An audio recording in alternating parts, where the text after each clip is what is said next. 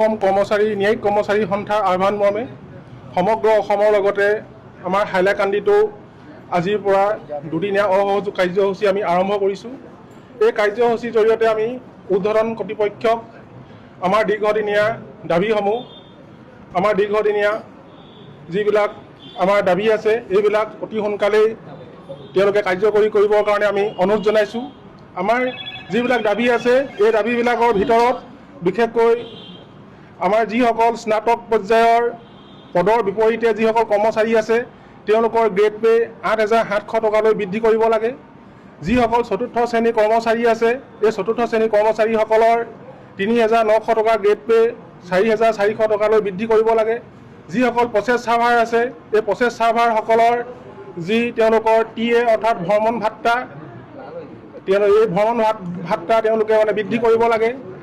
লগতে justice safety কমিশ্যনৰ যি পৰামৰ্শাৱলী এই পৰামৰ্শাৱলী অতি সোনকালে কাৰ্যকৰী কৰিবৰ কাৰণে আমি অনুৰোধ জনাইছোঁ। ইয়াৰ উপৰি বেঞ্চ ক্লাৰ্ক আমাৰ যিবিলাক পুৰণি জিলা আছে এই পুৰণি জিলাবিলাকত বেঞ্চ ক্লাৰ্ক পদটো নতুনকৈ সৃষ্টি কৰিবৰ কাৰণে আমি অনুৰোধ জনাইছোঁ।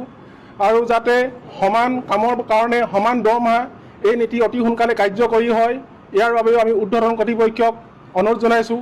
যিবিলাক আমাৰ কৰ্মচাৰী আছে তেওঁলোকৰ ভৱিষ্যত সুৰক্ষিত কৰিবৰ কাৰণে OPS প্ৰদান কৰাৰ উপৰিও আমাৰ অন্যান্য যিবিলাক দাবী আছে এই দাবীবিলাকৰ ভিতৰত বিশেষকৈ আপোনাৰ ROP 2017 যি বিসংগতি আছে এই বিসংগতিসমূহ দূৰ কৰা, ৰেকৰ্ড কিপাৰ, ড্ৰাইভাৰ, ষ্টেনোগ্ৰাফাৰ আদি কৰ্মচাৰীলৈ বিশেষ ভাত্তা প্ৰদান কৰা, এই যিবিলাক দাবী এই দাবীবিলাক অতি সোনকালে কাৰ্যকৰী কৰিবৰ কাৰণে এক ফলপ্ৰসূ সিদ্ধান্ত গ্ৰহণ কৰিবৰ কাৰণে আমি অনুৰোধ জনাইছোঁ। এই দাবীবিলাক আমাৰ এতিয়া নতুন দাবী নহয়, বহু বছৰ ধৰি আমি এই দাবীবিলাক উত্থাপন কৰি আহিছোঁ।